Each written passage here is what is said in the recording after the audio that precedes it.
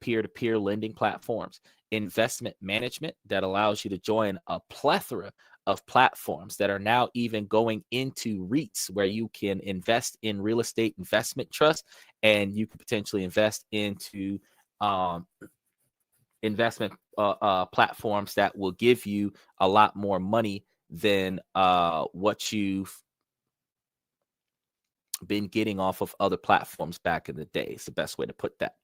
You have insurance technologies like InsurTech, where insurance technologies are allowing you to get in touch with your insurance providers and all of the user-friendly services related to insurances and cryptocurrencies. There's also technology that allows you to find a easy or effortless attorney after a crash. You could just get onto an app and put your information down, and then all of a sudden they just streamline you to an attorney that'll take your case, instead of you having to play the field and find somebody who's willing to take the case. Have you ever cold called for an attorney before, trying to convince them to take your case? I can tell you right now, having an app that will give you somebody who has no problem with taking your style of case, that is the most effective thing that they have invented in a very long time.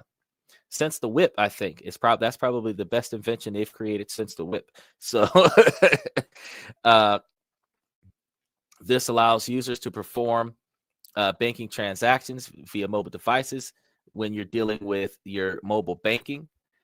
And users can check their balances, transfer money, pay bills without visiting the branch, which prevents you from being caught up in a bank robbery. You have the digital payment systems that allow platforms like PayPal, Venmo, and Cash App to enable users to send and receive money electronically. Some of these transactions are able to be done with no fees, where you can send and receive money to your friends and from your friends with no fees, which allows you to give your friend money without having to be next to your friend. This allows you to give your kids an allowance without having being next to your kids. And it makes things faster and more convenient for you. Online lending platforms are allowing services that connect borrowers with lenders, and like I explained to you a moment ago, and peer-to-peer lending platforms. Through these digital platforms, you often are using an algorithm to assess credit worthiness without traditional paperwork. So instead of you having to screen this guy and go off of your own personal judgment or good faith, or their sob story that tugs on the strings of your heart, you just go off of the algorithm that shows exactly how likely they are to pay back the debt and the interest rates involved with the investment, because you can invest in a high risk person and they can actually pay you back, and they'll pay you back with more interest than a person that's a low risk person because of their credit worthiness. So if you're in for the high stakes and you want to bet on somebody who more than likely will stiff you, they pay you back. The one time that they pay you back, you're getting a buttload of money from that person, versus the other individuals who not so much so are unreliable. Those people can actually be counted on to get the money back. So the interest rates would be far, far more lower than a person who very rarely pays back or doesn't pay back on time. You have robo-advisors. Now, robo-advisors are pretty awesome because they're automated platforms in almost all of the financial planning services inside of financial software. So financial technology is going to have a robo-advisor somewhere in there. And it's not something that, you got to go to the help desk and a robo-advisor will come up and start talking to you instead of talking to a human being. Like, these things are all over the app, giving you advice on how to save, how to advertisement, redirecting you to the platforms, saving and investing situation, membership situations, all this other stuff, but it still gives you financial.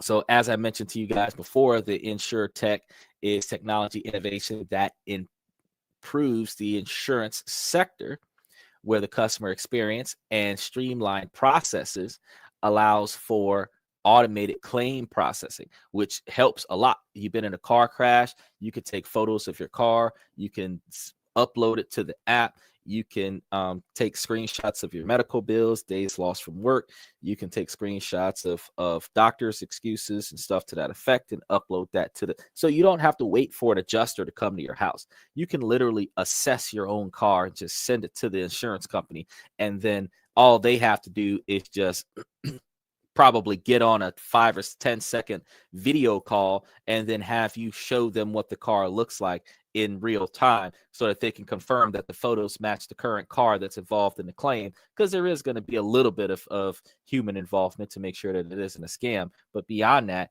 you're looking at, like, yeah, instead of waiting on somebody to come knock on your door at the most inconvenient time and try to assess your car, and then based on their attitude downplay you on the assessment of your car, you got an algorithm that'll run the assessment based on the value of the car, the standard estimations of the quantities of repair, the new law that was passed to get rid of all of the clunkers off of the road that says that if the damage of the vehicle exceeds a certain percentage of the value of the car, that it's automatically totaled, even if the car could be fixed. So if your car is not worth enough money, a very deep scratch in the paint job could total out the car because they're removing all of the cars off of the road. So you got to be careful with your car these days.